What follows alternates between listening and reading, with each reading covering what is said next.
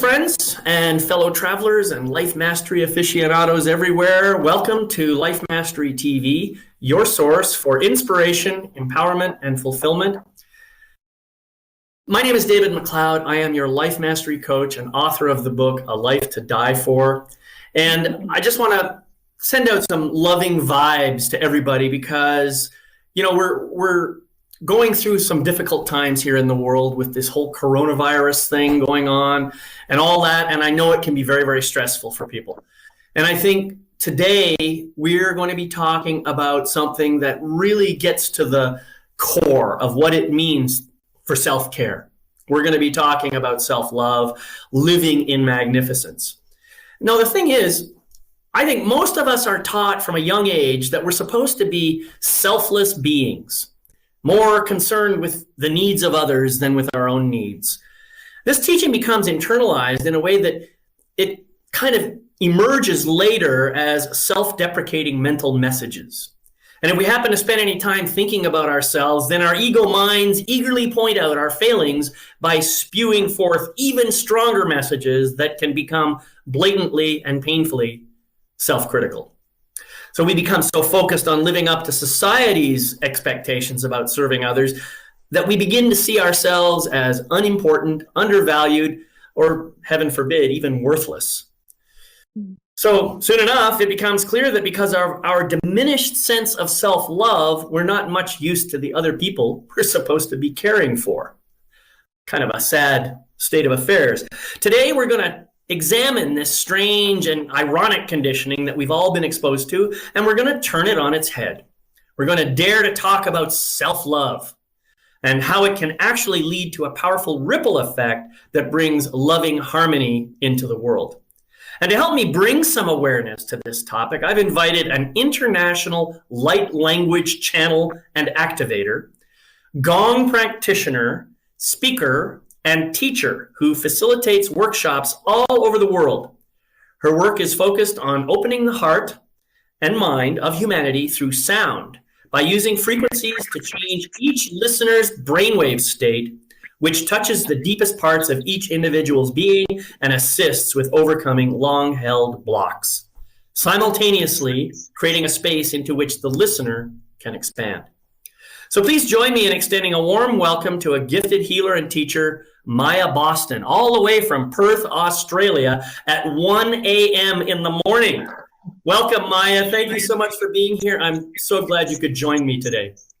Oh, thank you, David. It is an absolute honor to have been invited onto your show and to be able to speak to your listeners today.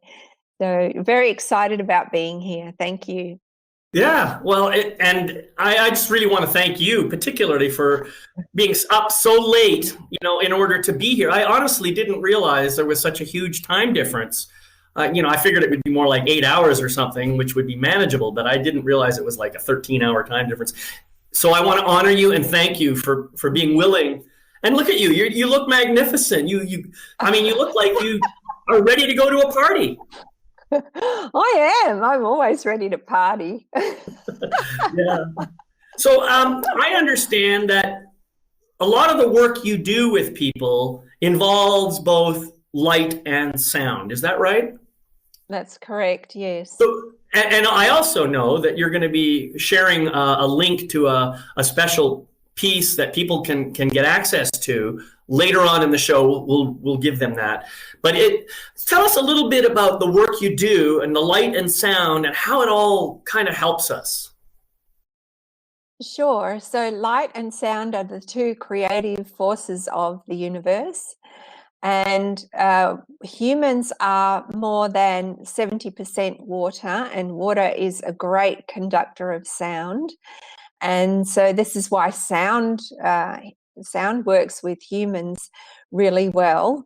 So I specifically work with gong sound bath. If there were to be a list of sounds that resonate with the human body, then the first sound that would resonate the best with the human body, of course, is the human voice itself. The second one on that list would be gong sound bath, because it produces that primordial om sound, and the third sound would be whale song.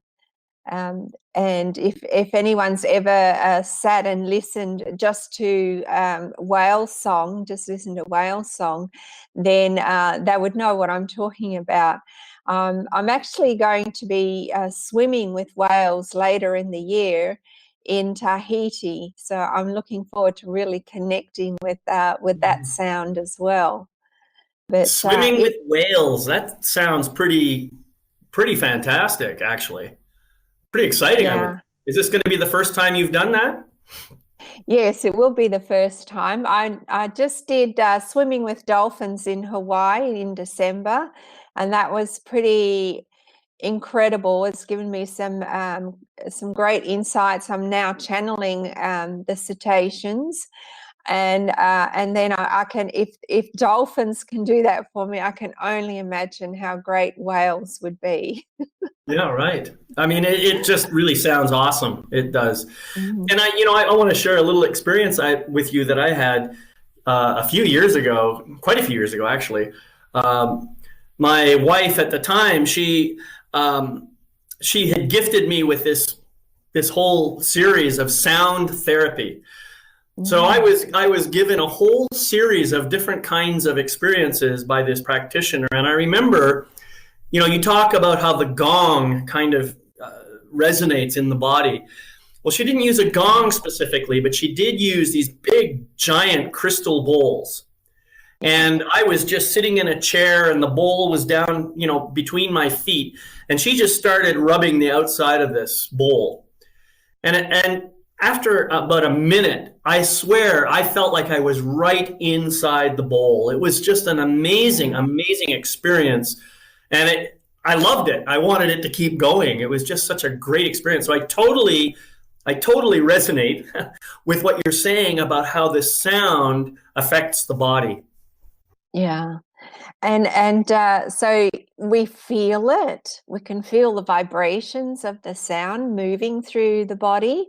So there's a physical sensation for a lot of people, and then of course what that does is it starts to vibrate inside at a cellular level, which then starts releasing. The cells start releasing toxins, and the emotional side of it also comes Oh, up. yeah. So I find clients are releasing, emotions, and I say to them, after a session, take care of yourself. It's important. Listen to what your body's asking you. It might be that you need to eat something specific. It might be that you need to sleep more. It might be that you need to spend time in nature. It might be that you have an emotional release, and just honor that, and release in a way that is appropriate, and you're not just dumping on family and friends. But I Yeah.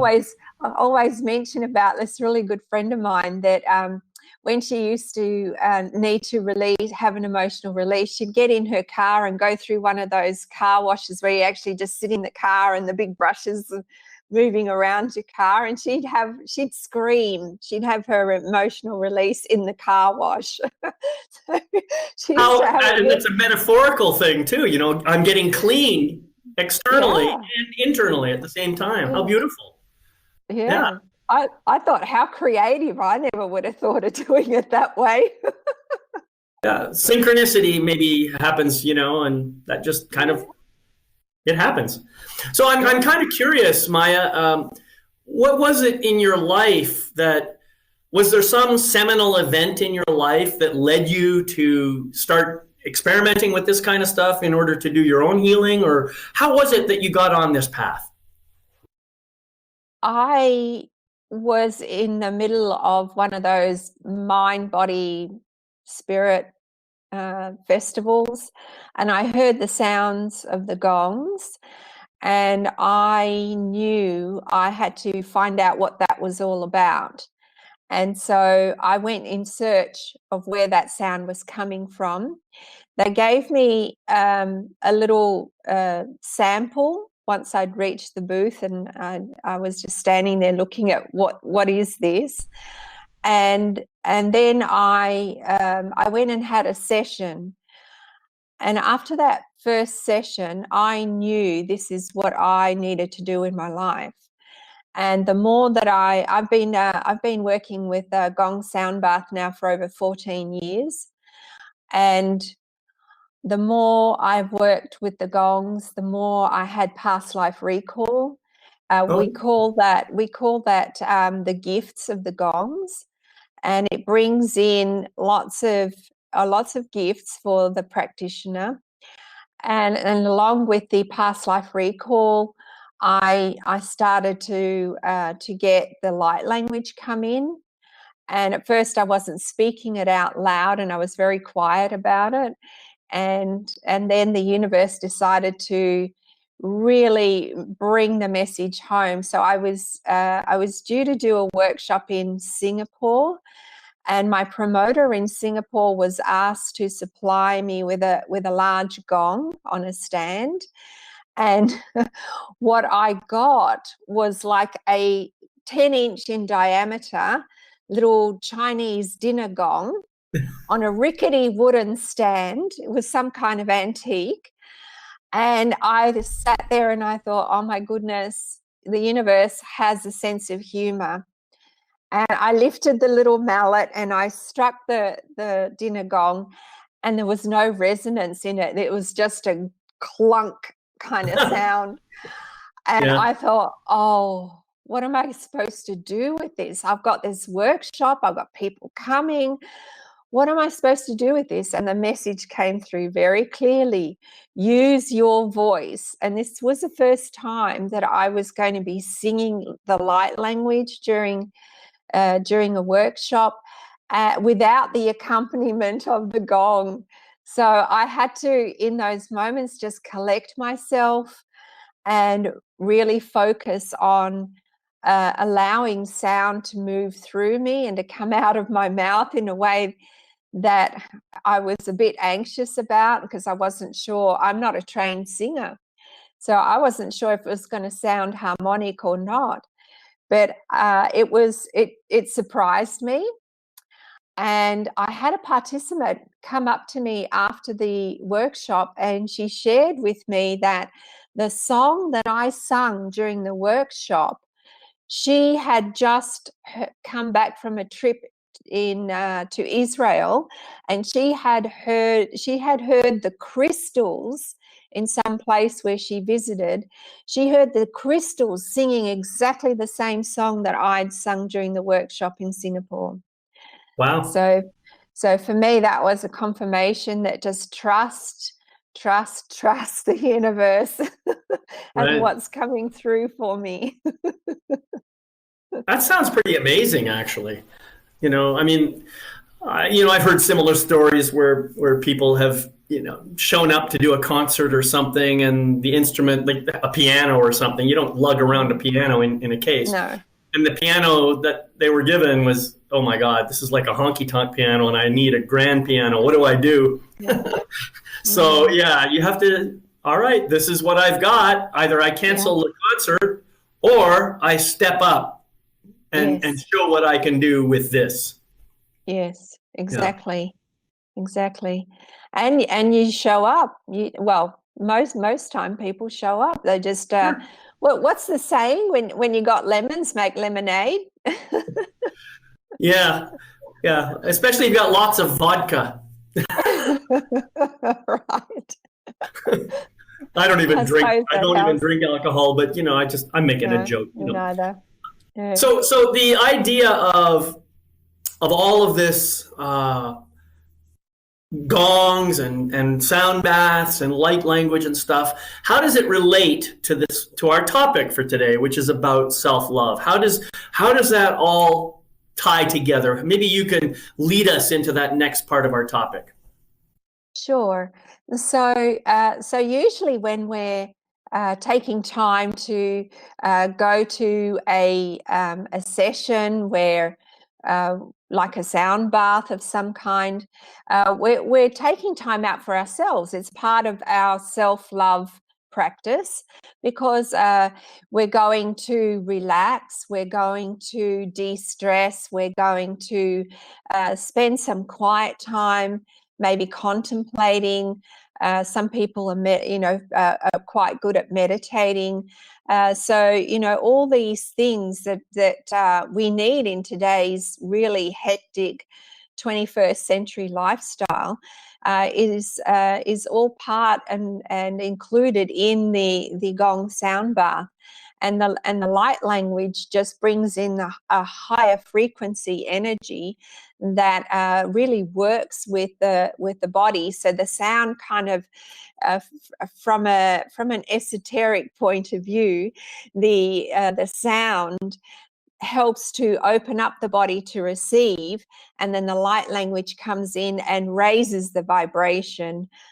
So the sound prepares the body by balancing it out, by clearing the energy field and unblocking anything that needs to be unblocked. And so it prepares the body, and then the light language comes in for the raising of the vibration, for activating parts of the DNA, and whatever is for the highest good of the person attending the session. Okay. So this is all part of the self-love practice, that we're working on ourselves, we're working on our staff, releasing, giving ourselves time to contemplate, to think about where we are in our life. Are we going in the direction that we want to go in? All those things that we really don't give ourselves time for, because we've got these overscheduled lives that we're living.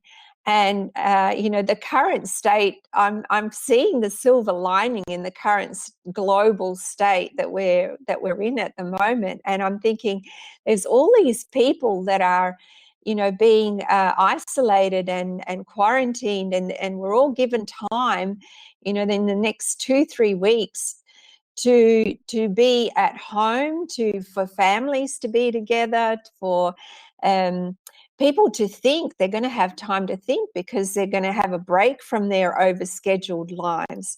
And people are going to be making decisions during this time about their lives. They're going to be realizing, is this really the direction that I thought my life would go in or not? So I see the silver lining in the current situation, but maybe that's just my quirky mind.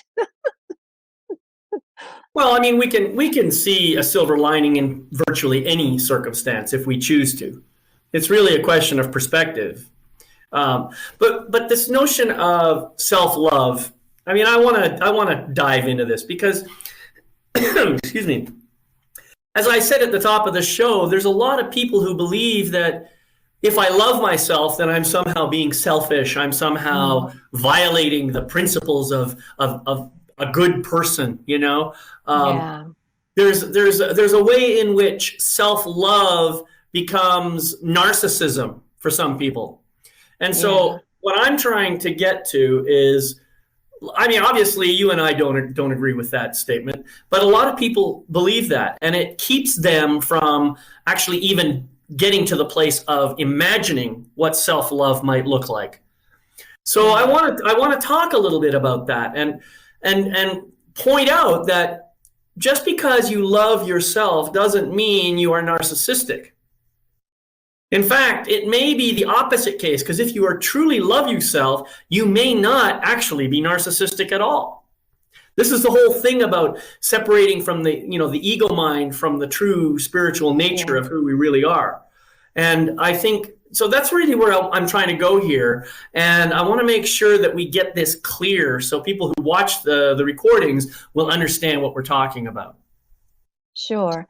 So self-love is not indulgent, and it's not a switching off to the needs of others. It's rather it's an act of self-care, and I often sort of interchange the term self-love, self-care, because it takes courage for a lot of people to step outside their comfort zone and to actually look at self-care and what level of self-care do they have. Self-care is allowing ourselves to nurture ourselves and to do things that feed our soul. So and that could be in ways that we haven't done so in previously, or to levels that we haven't experienced for ourselves previously. So self-love is a deliberate activity required to take care of your physical, mental, emotional, and spiritual health. Right. I totally agree with that, and I totally resonate with that. And yet, there are still going to be people who resist the idea because their ego minds are going to be chattering away and say, oh, no, you got to take care of mommy's needs first. You got to take care of daddy's needs first. And they may even hear this voice externally from preachers and teachers and politicians and various other people in our supposed leaders in our world who are insisting that we show up as selfless beings. And so what I'm trying to do is, I think you and I are both on the same page here. I am totally in favor of self-love. And I know for myself what that really means. And I agree that, it has to do with self-care. It has to do with finding ways to help myself grow into the being I am meant to be here on this planet, and so forth. All those things are part of the process of self-love. And what I had to learn for myself, and what other people I think may need to learn, is that just because I love myself, my true essence, doesn't mean that I stop taking care of other people's needs. In fact, the more I love myself, the better qualified and better capable I am to be able to help those people. In fact, I can help them learn how to take care of their own needs. That's the beauty of self-love. Sure. And it's taking care of yourself first, because I think this whole idea of putting yourself last and taking care of others first came from previous generations, and that may have worked for them quite well in some cases, but it's not working for us. And these are very different times on the planet to the times when our parents were younger, or our grandparents. And so we have to adjust to what's going on for us now. And this is where the self-care, the self-love comes in. And it's important to replenish, to fill your cup so that you can be the best version of yourself, and then you can gift that to others. But if you're running from an empty cup, then you're not giving the best of yourself to others. And so this is where, as you said, by taking care of ourselves, we role model this for others, and we show them how you can live a better life and a more balanced life, because this self-care brings balance into your life as well. And it's not always just the giving. So we're showing others, not only just gifting the best of ourselves, but we're also showing them how to live a more balanced life. So that's important to, especially if it's somebody who has children. I think that's really important to role model that for children, so that they grow up understanding self-care, self-love as well. So this is the gift that keeps on giving, really, isn't it? We give to ourselves, and then we give to others, and then it just keeps rippling out to the community, to friends, family, and colleagues at work, and can be even strangers, that we meet in the street that this ripples onto. So it's a gift that keeps on giving, the gift of ourselves. In fact, well, I think that there's real truth in the idea that if you want more love in your life, give it away. Yeah. The idea that the more I express love, the more I give love away, the more it comes back and fills me up. This is a counterintuitive way of being. And it's not something that we're necessarily taught from an early age. You know, No, it's something we that, weren't. No. right. I mean, I know for myself, I went through the first part of my life, first probably 40 years or so, I really didn't care for myself very much at all. I did a lot of things that were damaging to my physical well-being and to my spiritual and emotional well-being too. But I was doing those things out of a belief that that's what I was supposed to be doing. It wasn't until probably 1999, 2000 timeframe that I started to wake up from that rather dysfunctional way of being, started learning how to love myself. And the stuff that happened as a result of that, the fact that I was able to suddenly break free of all kinds of limiting beliefs and start to elevate my consciousness to the point where it is now, that could never have happened if I hadn't started loving myself to begin with. Mm. So this idea that self-love leads to this notion of living in magnificence. I mean, I don't think you can live in magnificence without self-love. It's a really, really important thing. Yeah. Yeah, I agree. I call it the foundational, it's one of the foundational stones that we're, building our expansion of consciousness in this new age. And we cannot move forward on the spiritual path until we've learnt self-love. And self-love isn't a static system. It's a dynamic one. It's forever growing. We're forever gaining deeper understanding of ourselves, of our needs, and what we need, what is the next level that we need, and it's dynamic. So it's not just going out for coffee and a slice of chocolate cake, or a beauty makeover, or a set of clothes, or some way of treating ourselves. Right. That's not self-love. You might start out with something like that, but then you soon realize that there's a deeper level to understand. There's a deeper level to discover of yourself. So then maybe some people go to reading inspirational literature, but that's great too. But ultimately, we discover that we need to put that into action. It's not just reading it and thinking, exactly, oh yeah, I feel really great now, but we go to the next level of that.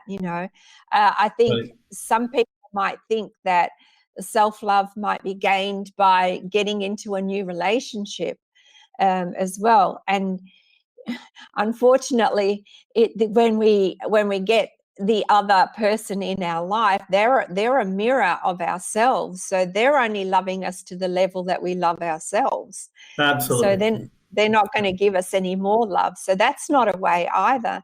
So all of these things might be helpful to some degree and gratifying, but as I said, it's a dynamic system. So there's an ever deepening level to be discovered, and and levels of yourself to understand. So that's what I love. It's a never-ending journey of self-love, self-care. Right. And by the way, I want to interject something here. I don't want anybody to come away from this thinking that we believe there's anything wrong with chocolate or makeovers. I mean, but there's other levels. That's right. But let's not let the chocolate or the makeover become our focus. That's what we're really talking about. The focus really has to be on who I am, on the true essence of who I am, not who I think I am, not the external, the attributes that I somehow identify with. It has to be with loving that true essence of who I am. And by the way, the true essence of who I am is the same as the true essence of who you are and who everybody else is, because we are all from the same source. We're all connected, even though our intellectual minds see us somehow as separate.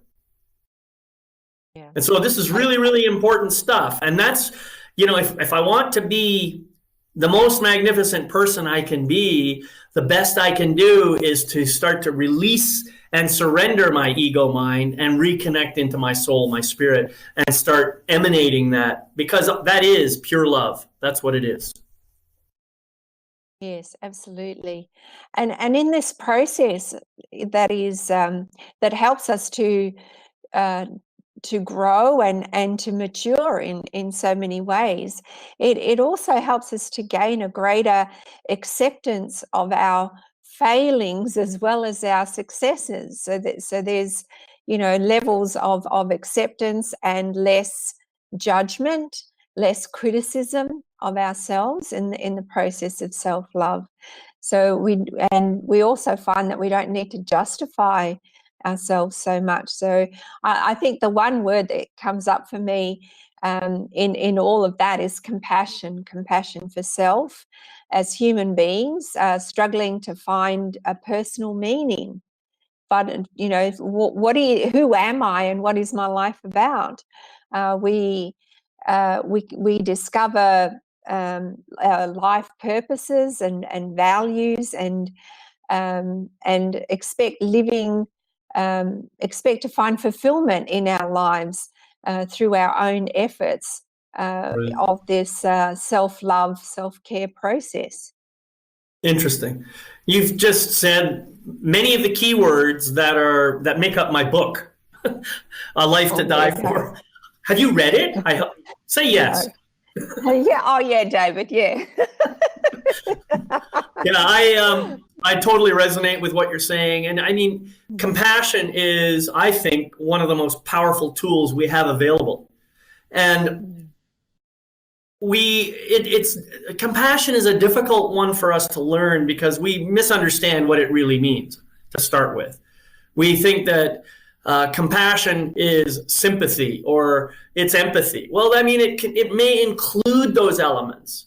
For example, in order for me to have compassion, first I must feel something, you know, and I must feel something along the lines of what I imagine you're feeling. So it's a projected kind of feeling, therefore it's empathy.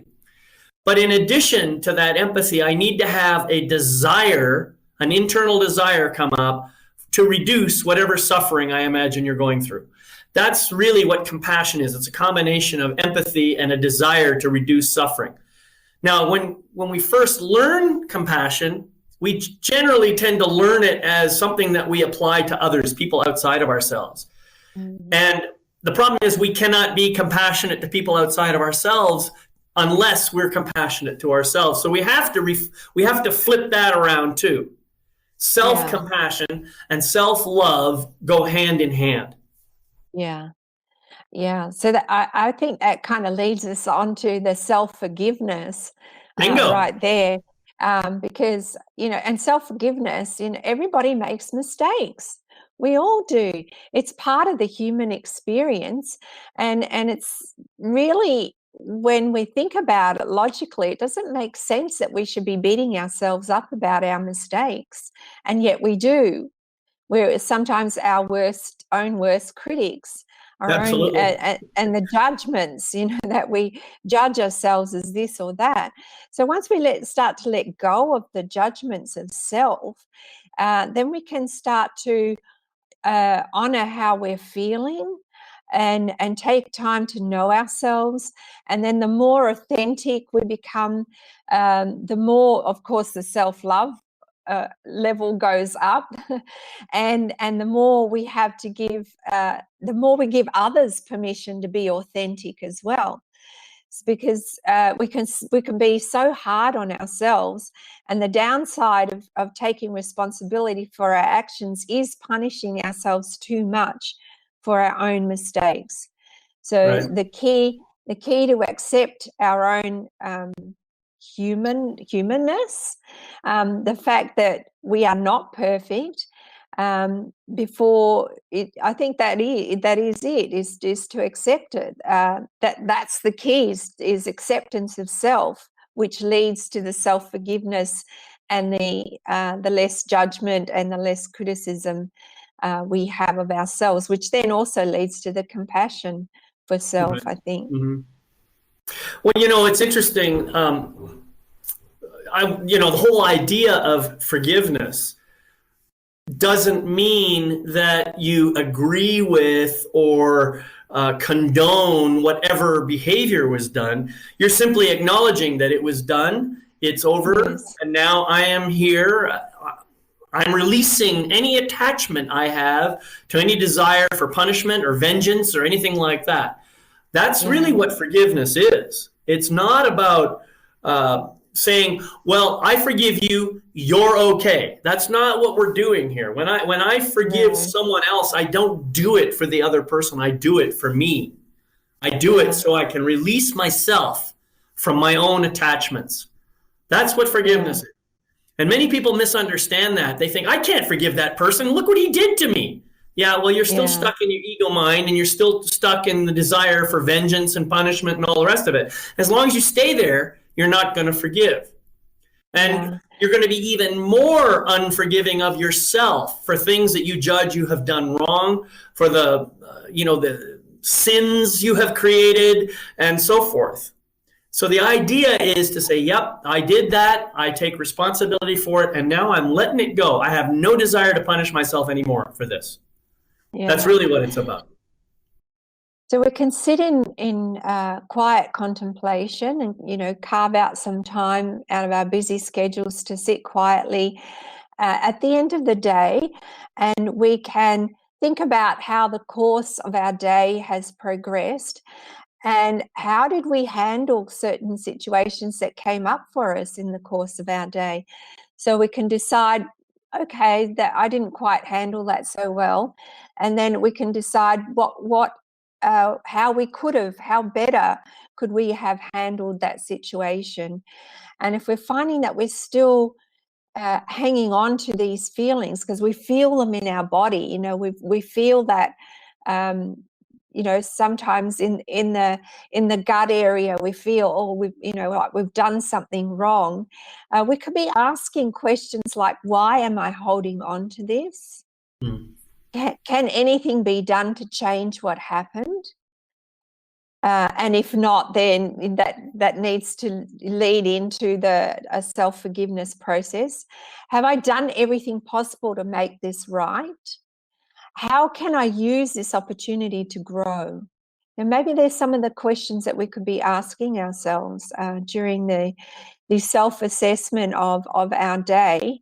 And okay, so I didn't handle that too well. I don't need to hang on to this, but how can I fix it? Can I fix it?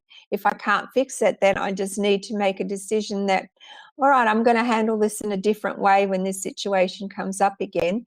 And if I can fix it, have I done everything that I can possibly do to make it right? And again, how can I use this opportunity to grow? This is where it leads us into the growth. It's like, all right, I take responsibility for my actions. I'm not beating myself up. I accept that I didn't quite handle this the best way that I could. And now, I'm looking to make up for it. I'm looking to learn from this experience because it's all an experience. It's forgiving ourselves for the mistakes and forgiving ourselves also that I think some people tend to beat themselves up about the timing. It didn't happen fast enough, or it didn't change. I didn't change it quickly enough, or and they're all the judgments that keep coming in. So we'll just say, oh well, we look back on some of the things we've done in the past. Perhaps those old behaviors came about in order to protect ourselves. Sometimes we do behave.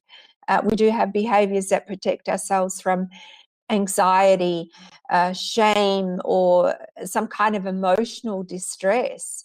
So this is, this is where we need to assess where is this coming from, and why am I doing this? Can I do anything to change it? And yeah, what can I learn from this experience? Yeah. That's a great perspective, and something I think that's very important. I think one of the things that I have noticed, and I think this is true pretty much across all of humanity, we all have these thoughts that come into our head.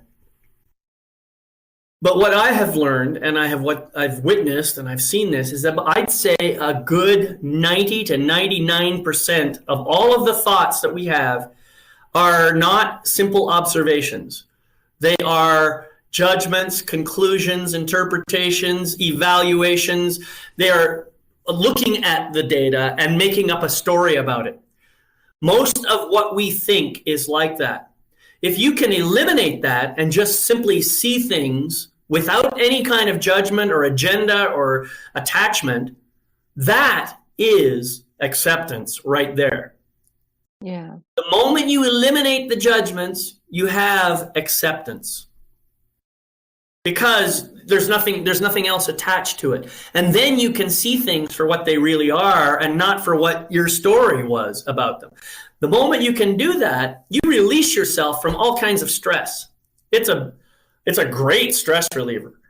Now, one of the things that I notice for myself is when I do this kind of personal introspection that you're talking about, I will actually notice my thoughts and I'll say, oh, I'm having a judgment about this. All right.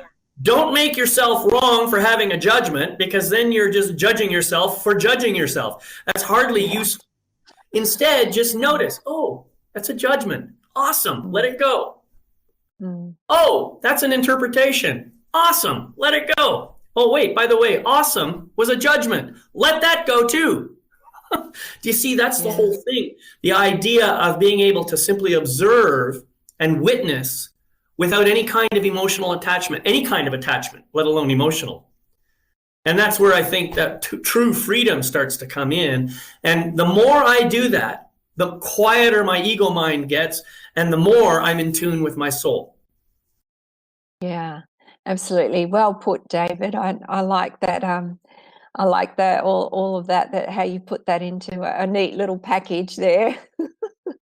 Thank you. It's great.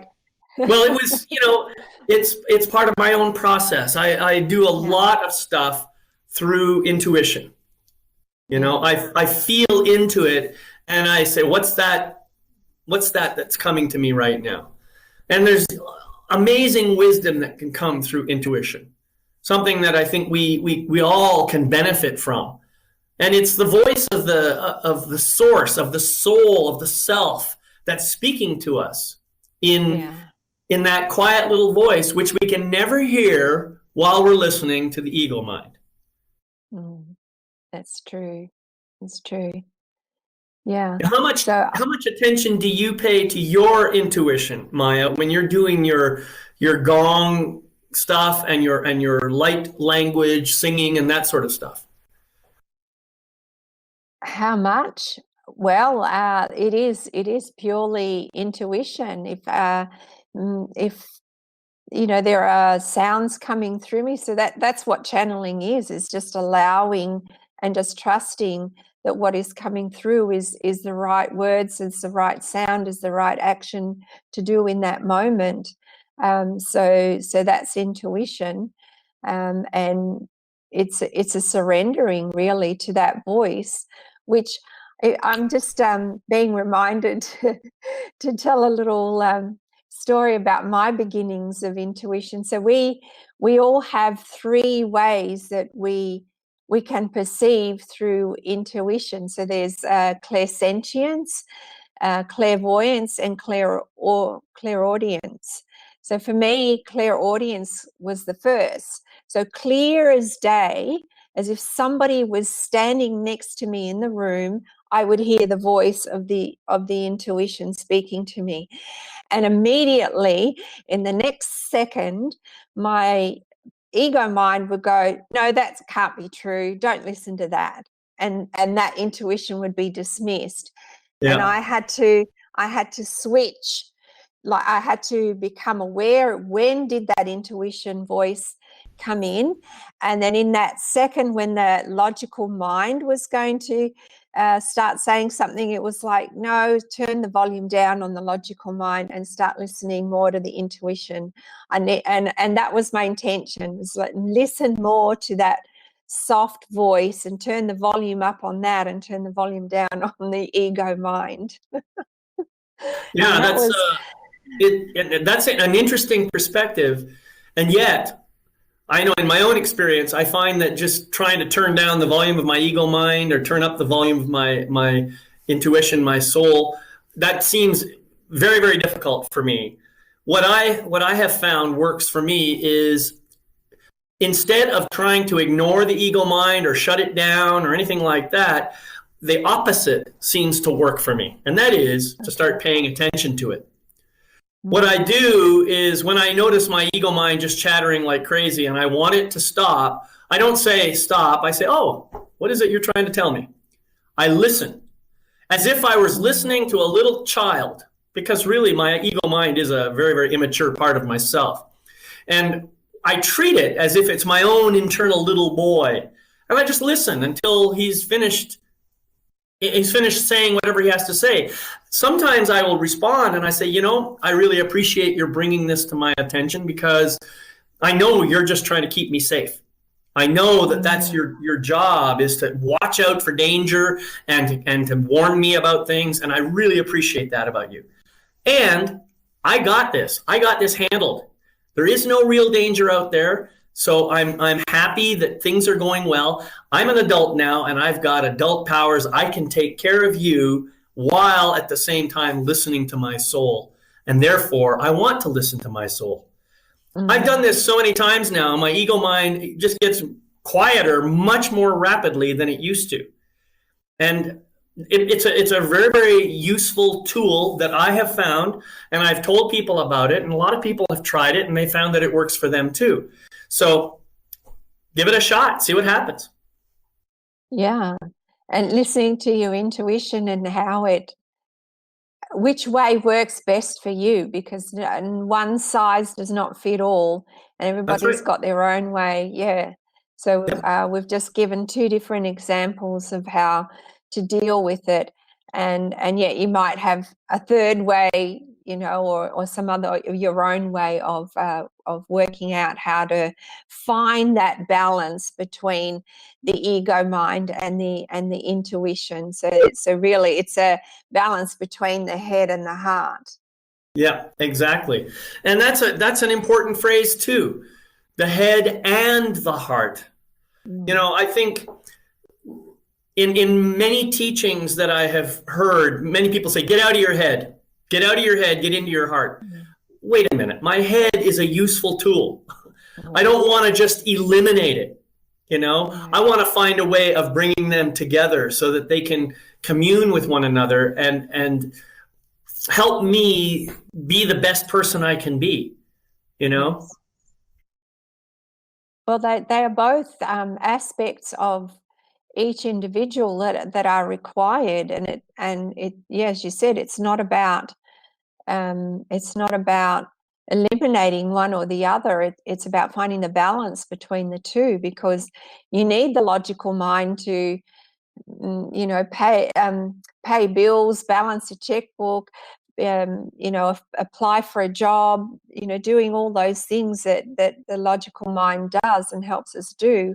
And yet the other side, the flip side of it, is the intuition and listening to the heart and following your heart, following your passion, and finding that balance. It is a fine balance between the two. So it is definitely a process, and it isn't. I don't feel that it for everyone that it's a 50-50 balance either. It can be a 60-40 balance, and even that moves. It could move, back to 50-50, and then back to 40-60. So it's not a static system within. It changes depending where we are in our lives and what the current challenges are that we're facing in our lives. Right. So yeah. So finding the balance. Right. Now, we've been talking a lot about self-love, self-acceptance, self-forgiveness, compassion, all these amazing, powerful tools that help us to grow and become more amazing beings in the world. And what I want to do now, we talked about, living in magnificence. And, you said at the beginning, well, I said at the beginning that you have a download that you have available for people to listen to one of your, I guess it's an MP3 that has some kind of meditation on it, 10 or 15-minute meditation with gongs and light sound and whale song embedded in it. And can you tell us a little bit about that and how it helps people to relax and reduce stress? Sure. As I said earlier about the sound, it goes through you, and because the gong sound bath is not music, it's a soundscape. And so with music, we find that the left brain gets engaged immediately, because music has repetition, it has choruses, it has bars of notes that are repetitive, and that's how a song gets stuck in our heads. Right. Whereas a soundscape is completely random. And so the logical mind has got nothing to grab a hold of and repeat it, and can't anticipate anything. And so then the right brain kicks in, and we get that's the creative side, and that starts to get us to relax. Some people actually fall asleep in my sessions. They're that relaxed, but it's relaxing. It's switching off that ego mind that's constantly going on in the background. It's allowing us to de-stress. And as I said, it includes the first three types of sound on the list: the voice, the gong, and the whale song. So I've included all three of those sounds in this one track that you can get as a free gift. My gift to you to enjoy, to help you switch off. And I think especially now in these times where we are really going through uncertainty. So the ego mind would be going like crazy because, as you said, David, the ego likes to keep us safe, and we are going through nothing like we've ever experienced before. And so at times of uncertainty and times of great change.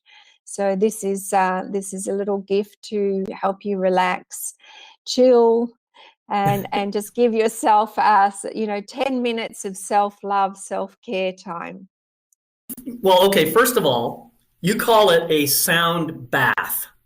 And I love that phrase. The visual just really comes up for me. I can imagine myself sitting in a bathtub full of hot, delicious sound that's just kind of, moving and vibrating and massaging my body.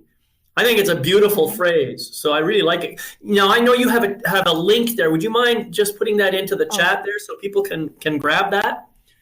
Sure. And I will say it out loud here as well, so people can. There you go. There's the link. Oh, there it is. Hang on. So it's at mayagongs.com. That's MAYAGONGS.com.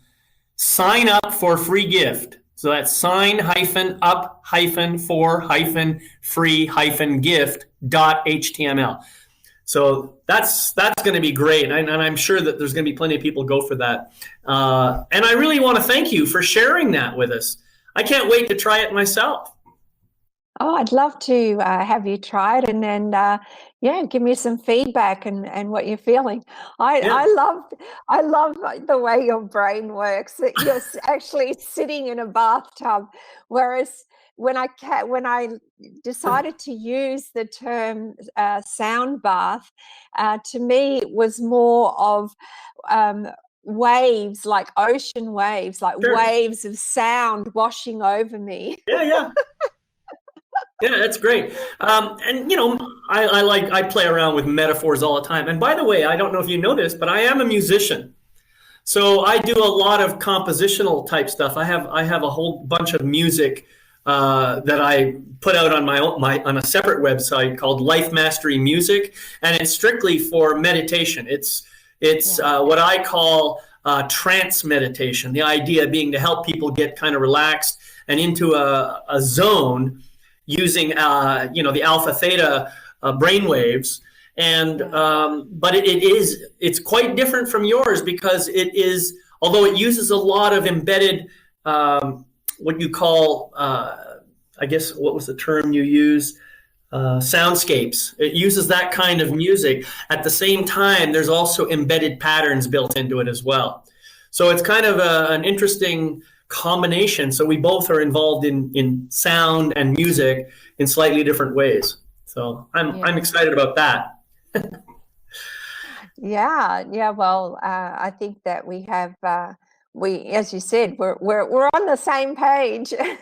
That's right. We're kindred spirits. Oh yeah, of course. And so we've been talking for nearly an hour already. Wow. It's happened again. We've used up almost an entire hour of time, and this has been a great conversation for me, and I hope you've enjoyed it too, Maya. Is there anything else you'd like to share before we close out the show? Yeah, just thank you, David. Really want to really appreciate your invitation and to join you here in this conversation, and to be able to share our wisdom with the listeners as well. That's a real honor and privilege to be able to do that. Thank you. Well, and you're welcome, and thank you too for being here, and thank you everybody for joining us today. I really appreciate it. If you're listening to the recording, thank you for watching that. I just want to remind people that, like every other show, this episode of Life Mastery TV will be the recording will be posted on my website at lifemasterytv.com. That's life-mastery-tv.com. And you can watch this and a whole bunch of other episodes there too. I truly hope you enjoyed this presentation. And, in a few hours, you're going to receive an email from Learn It Live with a link to a feedback page. And I'm hoping that you will go to that page and from your heart, give us a heartfelt, authentic, genuine, self-loving 5-star review. That really helps to spread the word and get more people involved in our program. And finally, for everyone, please remember the Life Mastery mantra, which you can take into your heart and use every day. It goes like this: I gratefully forgive the imperfect being I have been in the past. I gratefully accept the magnificent being I am right now. I gratefully welcome the evolved being I am becoming in each new moment. Until we meet again, I am David McLeod, your Life Mastery Coach, wishing you love, light, and blessings on your continuing journey. I'll see you all next time. Bye-bye. Bye.